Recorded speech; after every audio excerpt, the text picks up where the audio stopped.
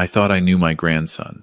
For 6 years, I watched him grow from a bewildered toddler into a silent shadow of a boy.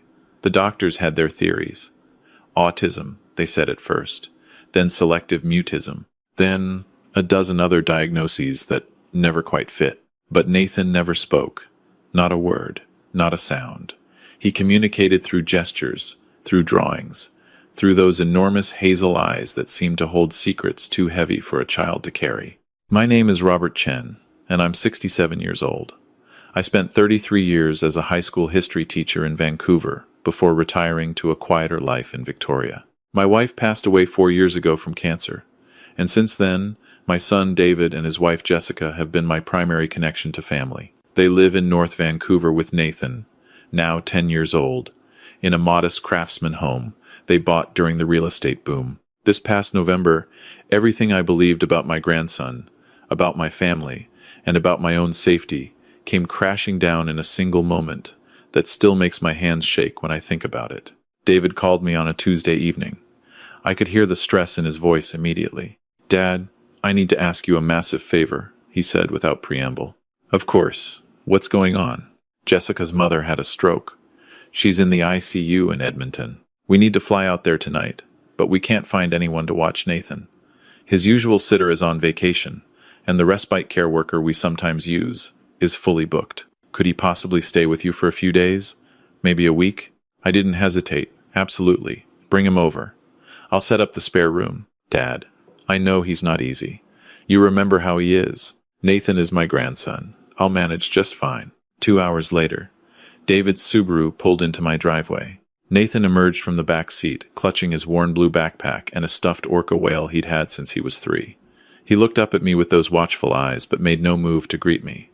That was normal. Nathan rarely initiated any interaction. Jessica rushed through instructions while David hauled in Nathan's belongings: medications for anxiety, his weighted blanket, the special plates he preferred, the tablet with his communication apps. The list went on. They'd packed enough for a month, though they hoped to be back within a week. "He's been doing better lately," Jessica said, though her eyes told a different story. She looked exhausted, older than her 39 years. "The new therapist thinks he might start talking eventually. We just have to be patient. He'll be fine here," I assured her. "You two focus on your mom. Nathan and I will hold down the fort." David knelt down to Nathan's level. "Remember what we talked about, buddy? You're staying with Grandpa for a little while. We'll video call every day, okay?" He held out his fist for a bump. Nathan tapped it lightly, his face expressionless. They left in a flurry of final reminders and apologies. I watched their taillights disappear down the street, then turned to find Nathan standing in my living room, still clutching that orca. The house suddenly felt very quiet. "Well, Nathan," I said, keeping my voice gentle and even as I'd learned to do, "how about we get you settled in? Are you hungry?" He shook his head once. "Thirsty? Would you like some juice?" Another head shake. "Okay, let me show you your room, and then maybe we can watch a movie or play a game. Whatever you'd like." I led him upstairs to the guest room. I'd prepared it as best I could, clearing out the exercise equipment and setting up the bed with fresh sheets. Nathan walked in, looked around with that careful, assessing gaze he had, and then sat on the edge of the bed with his backpack still on. "You can unpack if you want," I offered, "or I can help you." He unzipped the backpack and began removing items with methodical precision. His tablet, a change of clothes, his toothbrush, a small notebook with a pen attached. That notebook was his primary communication tool. He'd write questions or requests and show them to people. It was slow, but it worked. I left him to it and went downstairs to make myself a cup of tea. The November rain had started, drumming against the windows of my small rancher. I'd moved here after Elizabeth died, unable to stay in the house we'd shared for 30 years. This place was smaller, more manageable, but it felt lonely sometimes. Having Nathan here would be different. Challenging, maybe, but at least I wouldn't be alone. I was steeping my tea when I heard footsteps on the stairs. Nathan appeared in the kitchen doorway. He'd changed into pajamas, even though it was only 7 in the evening. He held up his notebook. "Can I have water?" "Of course." I filled a glass from the filtered pitcher in my fridge and handed it to him. He drank half of it standing there, then wrote again. "Thank you. You're very welcome." He lingered for a moment, and I got the sense he wanted to say something else. But he just turned and went back upstairs. I heard the guest room door close softly. The first 2 days passed uneventfully. Nathan kept to himself mostly, spending hours on his tablet with headphones on. I made his meals, which he ate with mechanical efficiency. We watched nature documentaries together in the evenings. He seemed to particularly enjoy the ones about marine life. Sometimes he'd point at the screen when something interested him, and I'd nod and comment. It wasn't much, but it felt like communication. I spoke to David twice a day. Jessica's mother was stable but would need extensive rehabilitation. They'd probably be gone for 2 weeks, maybe more. David sounded guilty every time we talked. "I'm sorry to dump this on you, Dad." "You're not dumping anything. Nathan is family. Besides, we're doing just fine, aren't we, Nathan?" Nathan, who was usually in the room during these calls, would nod once and go back to whatever he was doing. On the third evening, I wasn't feeling well. Nothing serious, just a nagging headache and some fatigue. I was 67, after all, and my blood pressure had been creeping up at my last checkup. My doctor had prescribed medication and told me to watch my stress levels and sodium intake. I'd been pretty good about it, but maybe the change in routine was affecting me more than I realized. I took my blood pressure medication with dinner as usual. The pills came from a weekly organizer I'd set up every Sunday. White tablets for blood pressure, small yellow ones for cholesterol, and a baby aspirin for heart health. It was the routine of aging, unglamorous but necessary. Nathan sat across from me at the dinner table, pushing pasta around his plate. He'd barely eaten. I was about to ask if something was wrong with the food, when he suddenly stood up, grabbed his notebook, and wrote furiously. He thrust it toward me. "Don't take the white pills." I blinked at the message. "What?" He wrote again, faster this time, his hand shaking slightly. "Don't take white pills. Dad switched them." The words didn't make sense. I stared at Nathan, at this silent child who communicated only through gestures and written words, and tried to understand what he meant. "Nathan, I don't understand. What do you mean your dad switched them?" He grabbed the notebook back and wrote more, his face twisted with an intensity I'd never seen from him. 3 weeks ago, I saw. He switched your pills. They're not medicine." My stomach went cold. "Nathan, this is very important. Are you sure about what you're saying?" He nodded vigorously, then did something that made my heart stop. He spoke, "Grandpa." His voice was rough, unused, barely above a whisper, but it was a voice. "Don't take the pills." I sat frozen, the fork still in my hand. Nathan had never spoken, not in 6 years, not according to anyone. And now he was speaking, warning me about something impossible, something that made no sense. "Nathan," I said slowly, "did you just speak?" "Yes." The word came out more clearly this time. "I can talk. I've always been able to talk. But Mom said if I ever talked, if I told anyone what I knew, she'd send me away. She'd put me somewhere bad, where kids go who tell lies." The room seemed to tilt. I gripped the edge of the table. "What are you saying? What do you know?" "I know Dad is going to kill you." The words tumbled out now, faster, as if a dam had broken. I heard them talking. Mom and Dad, at night when they thought I was asleep. They need money, a lot of money. They owe people, bad people. And you have a house and savings and a life insurance policy. If you die, they get everything. I felt like I'd been punched in the chest. That's not possible. David wouldn't. He didn't want to at first. Nathan's voice cracked. He cried. I heard him crying. But Mom kept saying they didn't have a choice.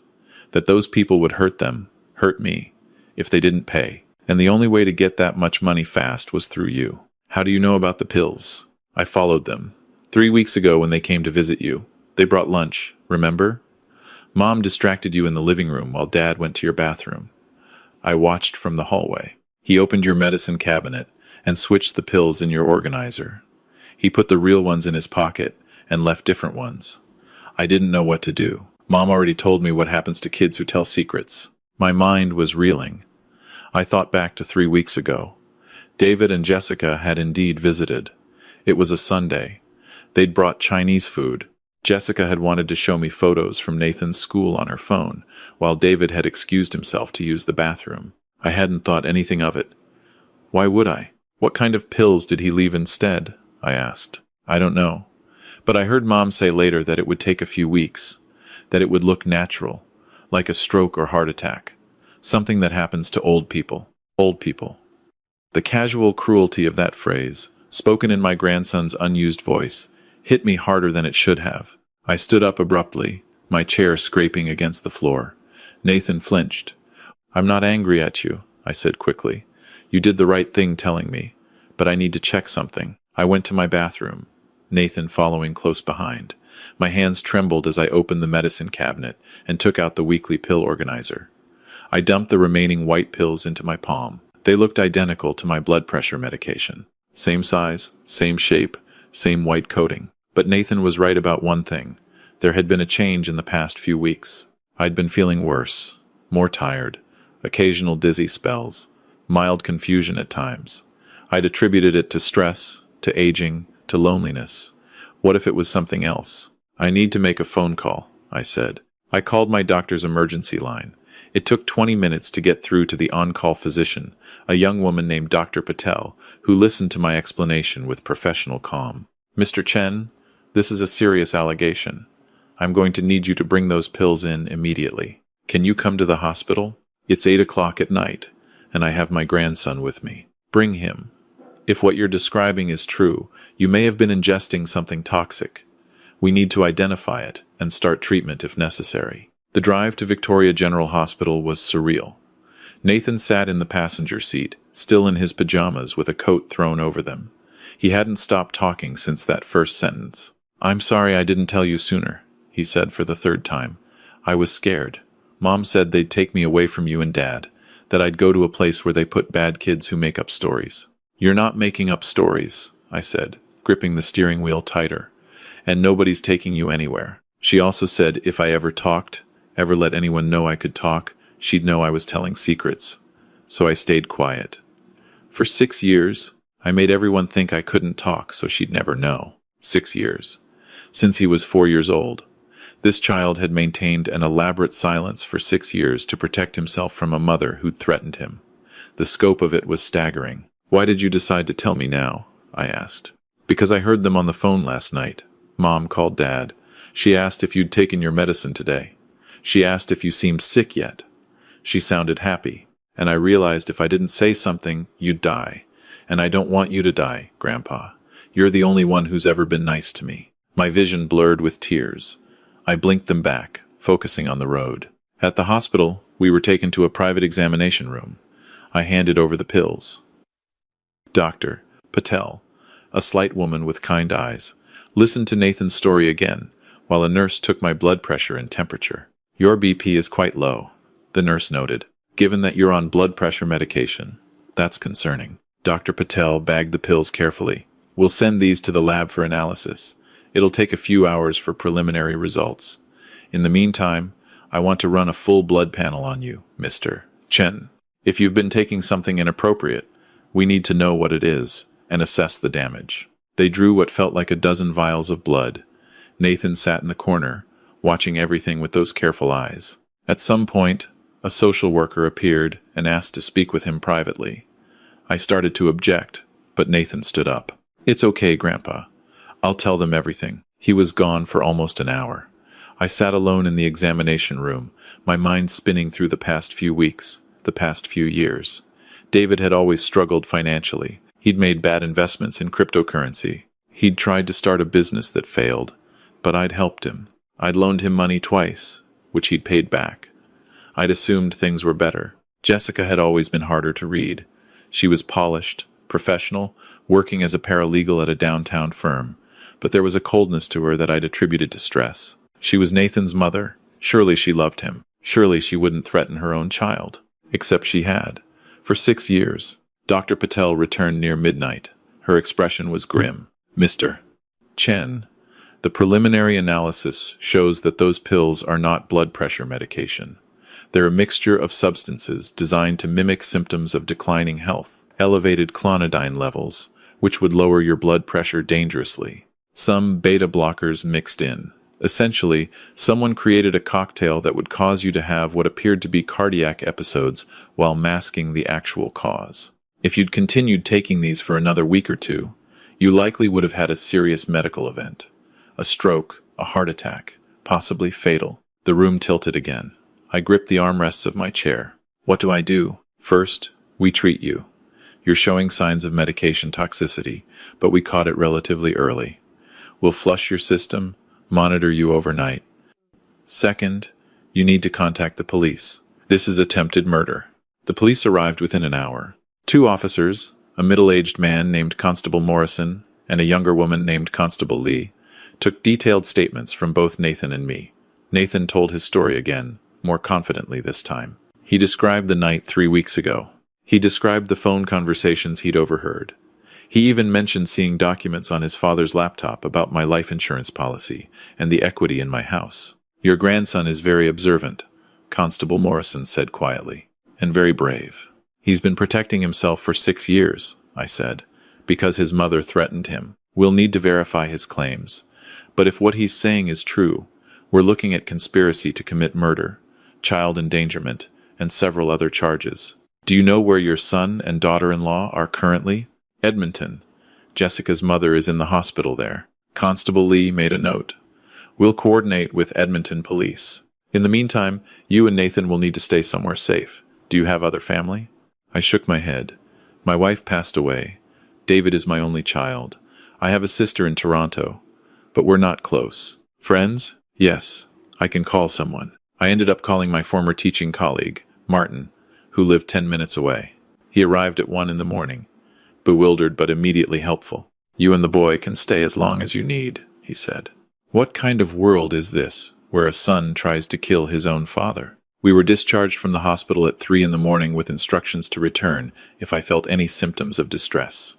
Martin took us to his home, a cozy bungalow where his wife Ruth had prepared the guest room. Nathan fell asleep almost immediately, exhausted from the emotional toll of finally speaking after so many years. I couldn't sleep. I sat in Martin's living room, drinking chamomile tea Ruth had made, trying to process everything. The boy saved your life, Martin said, sitting beside me. If he hadn't spoken up when he did, I'd be dead within a week or 2, and they'd have gotten away with it. What happens now? I don't know. What happened was swift and thorough. The police in Edmonton located David and Jessica at the hospital where Jessica's mother was recovering. They were brought in for questioning. Initially, both denied everything. David insisted Nathan was mentally unstable, that his claims were fabrications from a troubled child. Jessica maintained she'd never threatened Nathan, that he'd always been unable to speak, that this was some kind of stress-induced delusion. But then the evidence started mounting. The toxicology report confirmed the pills were a deliberate poison, not a pharmaceutical error. The police obtained a warrant for David and Jessica's financial records, which revealed over $200,000 in debt. Gambling debts, primarily. Jessica had been betting on sports, online poker, casino games. She'd hidden it from David initially, then confessed when the creditors started threatening violence. That's when they'd hatched their plan. David's laptop contained searches for undetectable poisons, how to fake natural death, and life insurance payout timelines. His browser history showed he'd researched my health conditions and looked for medications that could be substituted without obvious detection. Most damning were the text messages between David and Jessica from the night they'd switched my pills. It's done, David had written. In about 3 weeks, maybe a month, he'll have a cardiac event. The doctor will think it's natural given his age and condition. We'll be clear. Jessica's response. Make sure the kid doesn't see anything. Last thing we need is him somehow communicating what happened. They'd known Nathan could observe and understand. They just didn't think he could or would tell anyone. The police also discovered that Jessica's mother hadn't had a stroke at all. She was fine. Jessica had fabricated the emergency to get Nathan into my care at this specific time, knowing they'd be unavailable when I inevitably had my medical emergency. They'd planned to return for the funeral, play the grieving son and daughter-in-law, and collect their inheritance. David broke first under questioning. He confessed everything. He claimed it was mostly Jessica's idea, that she'd pressured him, that he'd been terrified of the people they owed money to. He cried, apparently. He said he loved me but didn't see any other way out. Jessica never confessed. She maintained her innocence even as the evidence piled up. When confronted with Nathan's testimony, she claimed he was lying, that he'd always been mentally disturbed, that this was revenge for being a strict mother. They were both arrested and charged with attempted murder, conspiracy to commit murder, fraud, and child endangerment. Nathan's testimony that Jessica had threatened him for 6 years to maintain his silence added the child abuse charges. The preliminary hearing was in January. Nathan had to testify. He was terrified, despite having a victim services worker with him. I sat in the courtroom and watched my 10-year-old grandson describe, in his still rough voice, how his mother had told him when he was 4 that if he ever spoke, she'd send him away to a place for bad children. How she'd reinforced this threat regularly throughout his childhood. How he'd taught himself to read in secret, to observe everything, because he knew something was wrong in his house, but had no way to communicate it safely. Jessica stared at him from the defense table with cold eyes. David couldn't look at him at all. The judge ordered both defendants held without bail. The trial was scheduled for April. In the meantime, Nathan came to live with me permanently. The court granted me emergency custody, given the circumstances. We moved back into my house in Victoria, though I had new locks installed and a security system. I also got a new prescription for actual blood pressure medication and saw my doctor weekly to monitor my recovery. Nathan started speaking more easily as the weeks passed. His voice grew stronger, more confident. He'd spent 6 years silent, but now he made up for it. He asked questions constantly, about history, about science, about my life, about his future. "Will I have to go back to them?" he asked one night, as we did dishes together. "No, never. The court will make sure of that. But they're my parents." "Biologically, yes. But parents are supposed to protect their children, Nathan, not threaten them, not use them as pawns. You'll stay with me for as long as you need." "What if you die? Not because of them, just because you're old?" I smiled despite the grimness of the question. "I'm 67, not ancient, but I've already spoken to a lawyer. If anything happens to me, you'll go to my sister in Toronto. She's a good person. She'll take care of you." He processed this, then nodded. "Okay, Nathan, can I ask you something?" "Sure. Why didn't you tell me sooner? Before they switched the pills? You must have heard them planning it." He was quiet for a long moment, drying a plate with careful attention. "I thought about it, but I was scared you wouldn't believe me. Adults never believed me about anything because I couldn't talk. Teachers thought I was stupid. Doctors thought I was broken. Even you and Dad thought I didn't understand things. How was I supposed to make you believe something so crazy? By talking, like you did. But if I talked, Mom would know I was telling secrets, and she'd send me away before I could help you. I had to wait until the right moment, when it would matter, when someone would have to listen." The logic was heartbreaking. A child calculating the precise moment when his voice would carry enough weight to save a life. "You did the right thing," I said. "You saved my life, Nathan. I'll never forget that." The trial in April was brief. David's confession and the mountain of physical evidence left little room for defense. David pleaded guilty to all charges in exchange for a reduced sentence. He received 12 years with possibility of parole after 8. Jessica refused to plead and was convicted on all counts after a 3-day trial. She received 20 years with no possibility of parole for 15. Nathan didn't attend the sentencing. He was in school, finally. A small private school in Victoria that specialized in children who'd experienced trauma. He was thriving there. His teachers said he was remarkably bright, reading at a high school level despite missing years of formal education. He'd taught himself through observation and secret reading, acquiring knowledge the way other children acquire languages. He also started therapy. A psychologist who specialized in childhood trauma worked with him twice a week. She said his 6-year silence was one of the most extreme cases of self-protective mutism she'd encountered. That he'd maintained it so perfectly, fooling doctors and therapists, spoke to an extraordinary level of self-control. But it also meant he'd carried an enormous burden alone. "He's going to need years of support," Dr. Williams told me after one session. "What his mother did to him, the fear she instilled, that doesn't just disappear. But he's resilient, and he has you. That makes all the difference." Nathan and I settled into a routine. Mornings were for school, afternoons were homework, then free time where he usually read or worked on the computer. He'd developed a fascination with marine biology. That stuffed orca whale still sat on his bed, but now he could tell me detailed facts about orcas, their social structures, their hunting techniques, their intelligence. Evenings were for dinner together and conversation. Real conversation. Nathan asked about my life, my career, Elizabeth. I told him stories about teaching, about the students I'd known, about historical events I'd witnessed. He absorbed it all with that same careful attention. "Grandpa," he said one evening in June as we walked along the beach near my house, "do you think Dad ever really loved me?" I'd been dreading this question. I think he did, in his own way. But he made terrible choices. He let fear and desperation override his love. That doesn't excuse what he did. What about Mom? That was harder. I don't know, Nathan. I'd like to think she loved you once. But what she did to you, the way she threatened you, that's not love. Love doesn't come with conditions like that. He picked up a smooth stone and threw it into the waves.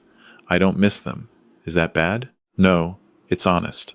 And after everything they put you through, you're entitled to feel however you feel. I'm glad I'm with you. I'm glad you're with me too. We stood there watching the sun set over the Pacific, grandfather and grandson, survivors of a betrayal neither of us could have imagined. Nathan had saved my life by breaking 6 years of silence. In return, I'd given him a safe place to finally use his voice. The legal aftermath continued for months. David and Jessica's assets were seized to pay their debts and legal fees. Their house was sold.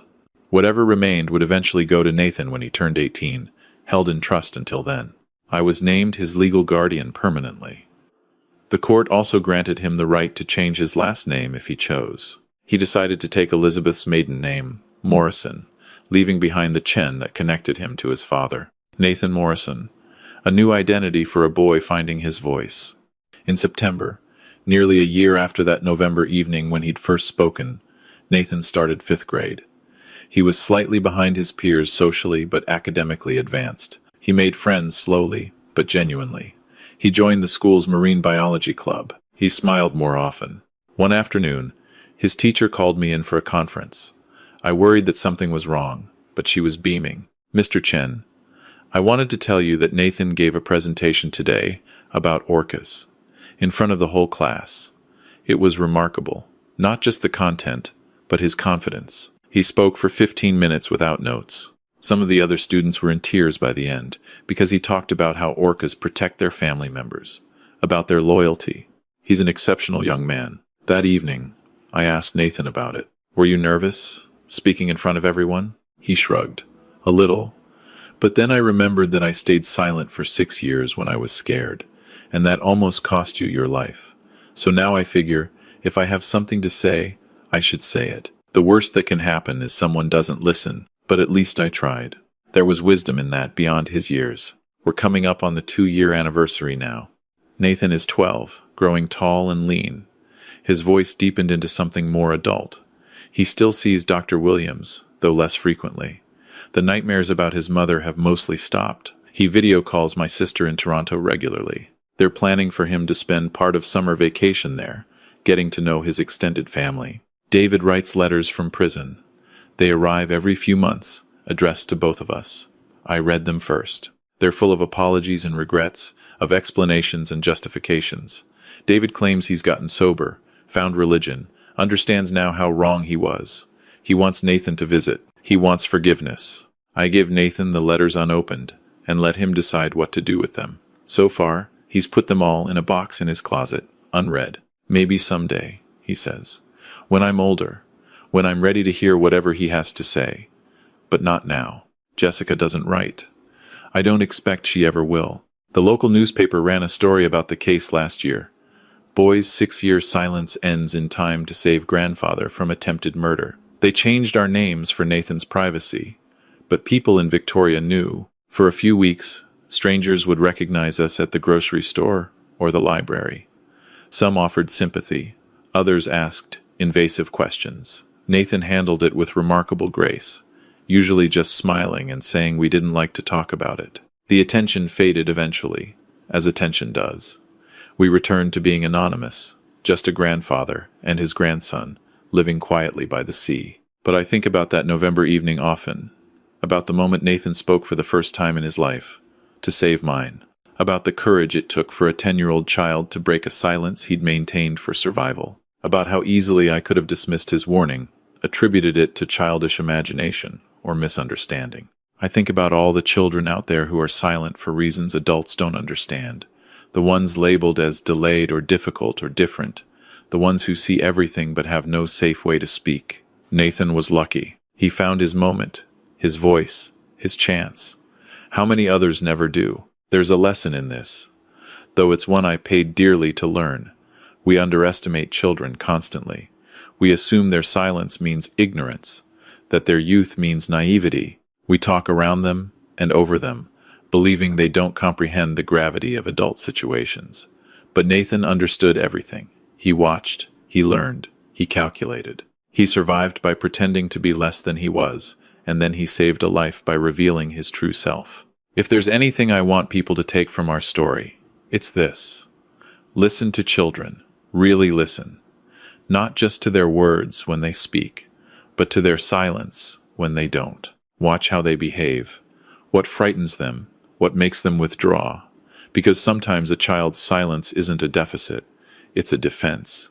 And sometimes the bravest thing a child can do is break that silence, even when they've been threatened into maintaining it. Nathan didn't just save my life that November evening.